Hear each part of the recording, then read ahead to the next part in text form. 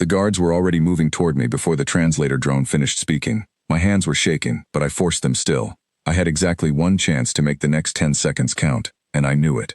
My name is Evan Miller, and 3 minutes earlier I had been standing quietly at the back of a negotiation chamber that did not belong to humans. It belonged to a species called the Voss, and their queen had just pointed one long dark limb directly at me. "Remove the small one," she said. "He disturbs the gathering."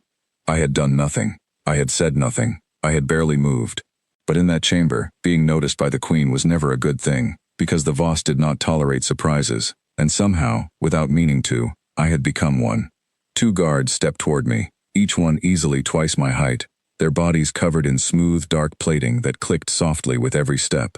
Around me, the human delegation stood frozen. Nobody dared speak.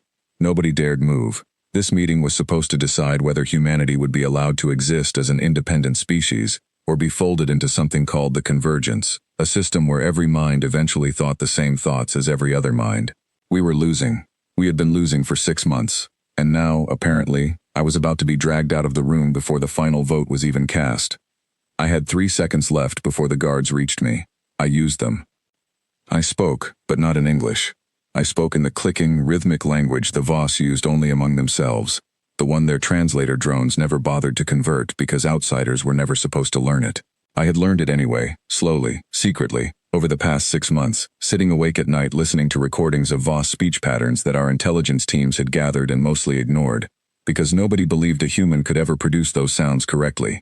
I produced them. Not perfectly, but correctly enough.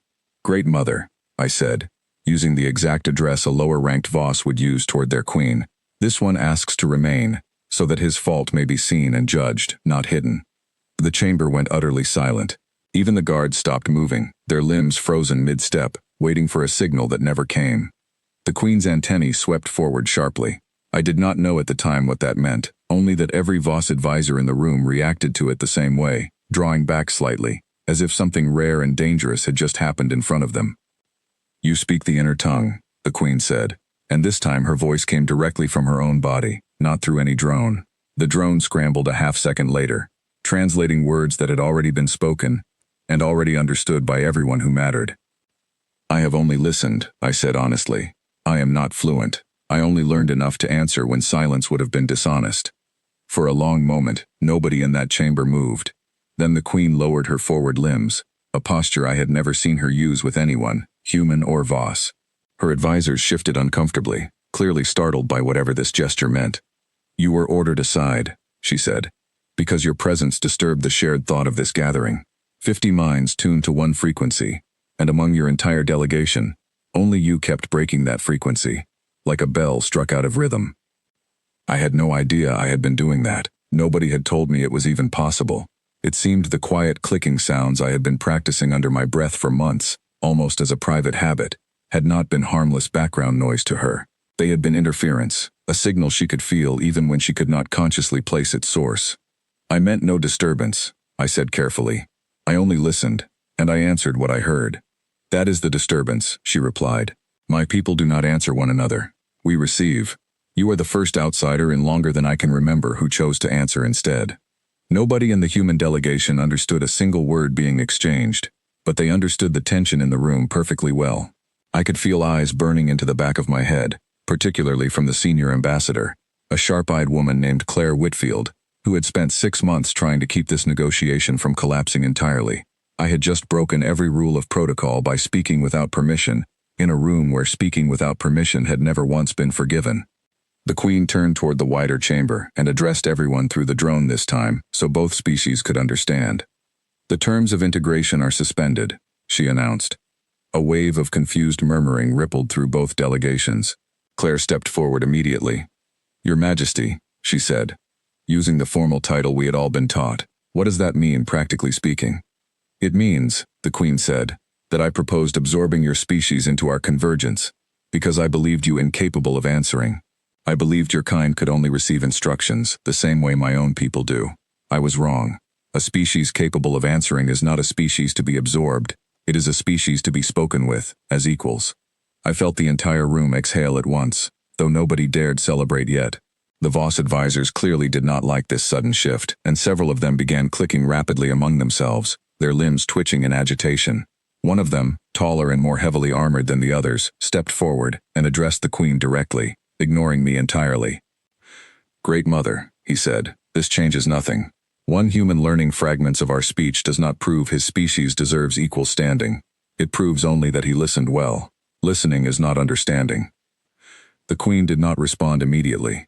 Instead, she turned back to me, her dark eyes studying me the way someone studies a puzzle they are not yet sure they have solved. "Answer him," she said simply. My stomach dropped. I was not a diplomat. I was not a scientist. I was a communication specialist, the lowest-ranked person in that chamber, assigned to monitor translation equipment and take notes nobody would ever read. I had learned the Voss inner tongue as a personal project, something to fill long nights during a mission that terrified me more than I ever admitted to anyone. I had never expected to actually need it, and I certainly had never expected to be asked to argue for the survival of my entire species in front of a room full of beings who could end that survival with a single decision. But the guards were still standing beside me, waiting for either the Queen or the advisor to give the order to remove me. If I hesitated now, I might not get another chance. I turned toward the advisor and spoke slowly, choosing each click carefully, the way I had practiced alone in my quarters late at night, terrified that no one would ever hear it, and equally terrified that someone eventually would. "You are right that listening is not understanding," I said, "but understanding without listening is not possible either. I did not learn your speech because I was told to. I learned it because 6 months of silence between our species felt wrong to me. If I had waited for permission, I would still be waiting." The advisor's limbs stopped twitching. For a moment, he simply stared at me, and I could not tell whether I had made things better or considerably worse. "You act without permission," he said finally. "That is not strength. That is chaos." "Where I come from," I said, "it is called initiative. My species built ships, cities, and entire civilizations because individuals acted without waiting for permission first. We do not always receive instructions and follow them perfectly. Sometimes we make mistakes. But sometimes, because we choose to act on our own judgment, we discover something nobody instructed us to look for." The Queen's antennae shifted again, this time in a slower, more thoughtful motion. The advisor looked toward her, clearly expecting her to side against me, but she remained silent, watching the exchange unfold. "You call it initiative," the advisor said. "I call it a lack of discipline that will one day destroy your species from within." "Perhaps," I said, "but discipline without initiative already destroyed something today. It nearly cost you the chance to understand a species you were about to erase without ever truly speaking to them." The silence that followed felt heavier than any silence I had experienced in my life. Claire had moved closer to me now, standing just behind my shoulder, though she still had no idea what words were actually being exchanged. She trusted me anyway, because in that moment, trusting me was the only option left to her. The Queen finally spoke again, and this time her tone carried a weight that seemed to settle over the entire chamber. "6 months," she said. "My advisors told me your species could not be reasoned with, only controlled. I began to believe them because every meeting confirmed what I expected to hear. You spoke of treaties and boundaries and fairness, concepts that meant nothing inside a convergence where every mind already agrees before a single word is spoken. I heard your words, but I did not understand them, because I was never truly listening. I was only waiting for you to eventually agree with what I already believed." She turned toward me directly now, ignoring the advisor entirely. "You are the first voice in 6 months that I actually heard," she said. "Not because your words were louder, but because they were unexpected. My people do not surprise one another. We cannot. Every thought moves through the same shared current. You are the first mind I have encountered, whose next words I genuinely could not predict." I did not know what to say to that, so I said nothing, which seemed to be exactly the correct response, because the Queen continued without waiting for me. "I ordered you removed because your presence disturbed something I did not understand," she said. "I understand it now. You were never a disturbance. You were the first honest voice in this entire negotiation." The advisor tried to speak again, but the Queen raised one limb sharply, and he fell silent immediately, his earlier confidence completely gone. "The vote to integrate humanity into the convergence is cancelled," she announced to the full chamber. "In its place, I propose a new framework, one built on communication between separate minds, rather than absorption into a single one." The human delegation erupted into quiet, disbelieving murmurs, though nobody yet fully understood the size of what had just happened. Claire turned to me immediately, her expression somewhere between confusion and desperate hope. "Evan," she whispered, "what did you say to her?" I opened my mouth to explain, but before I could speak, the chamber doors at the far end burst open, and a new figure entered, moving quickly, clearly in some kind of distress. It was a young Voss messenger, smaller than the others, his plating a lighter shade than the Queen's advisors, and he moved with the kind of urgency that made every Voss in the room instantly alert. He approached the Queen and began speaking rapidly, far too fast for me to fully follow, though I caught enough fragments to feel a cold knot form in my stomach. Something about a separate fleet, something about a decision already made elsewhere, without the Queen's knowledge. The Queen's posture changed instantly, her earlier calm replaced by something sharper, more urgent.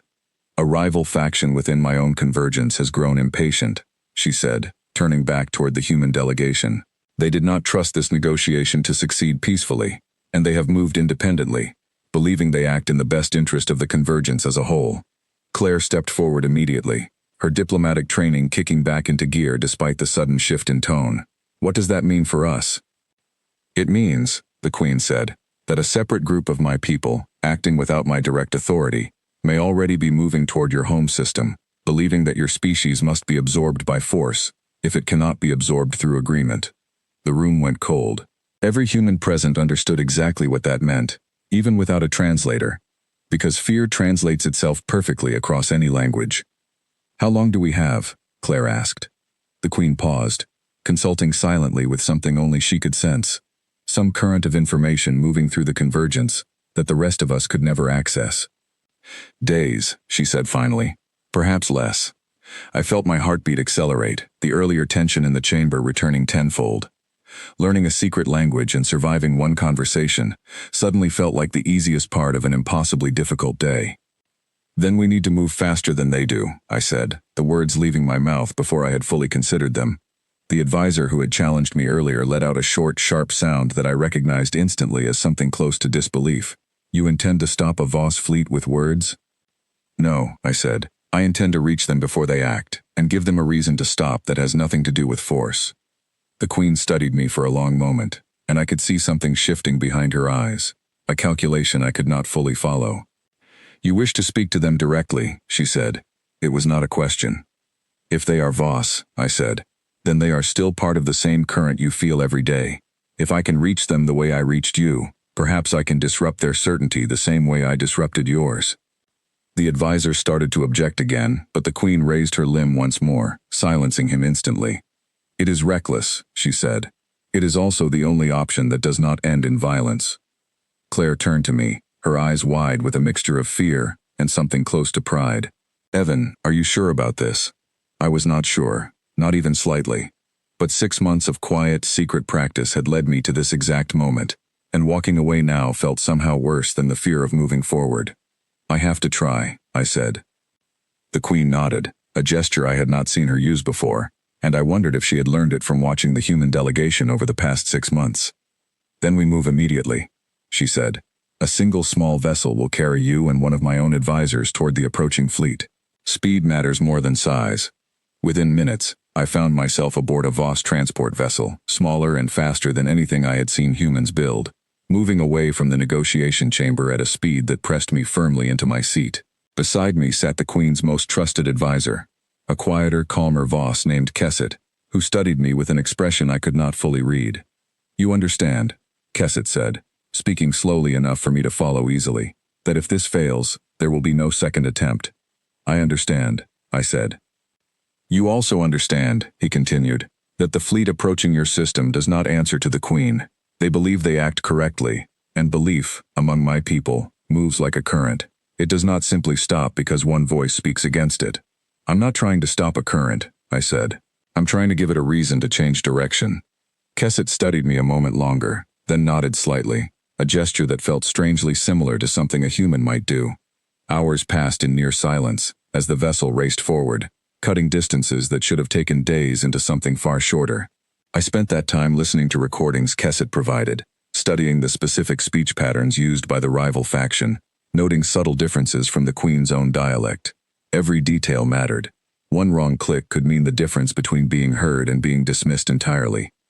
When the fleet finally appeared before us, vast and dark against the emptiness of space, I felt my earlier fear return in full force. This was not one Queen in a negotiation chamber. This was an entire formation of ships, moving with the confidence of beings who believed they already knew exactly what needed to happen next. A communication channel opened, and a Voss commander appeared, his voice carrying none of the curiosity the Queen had eventually shown me, only certainty.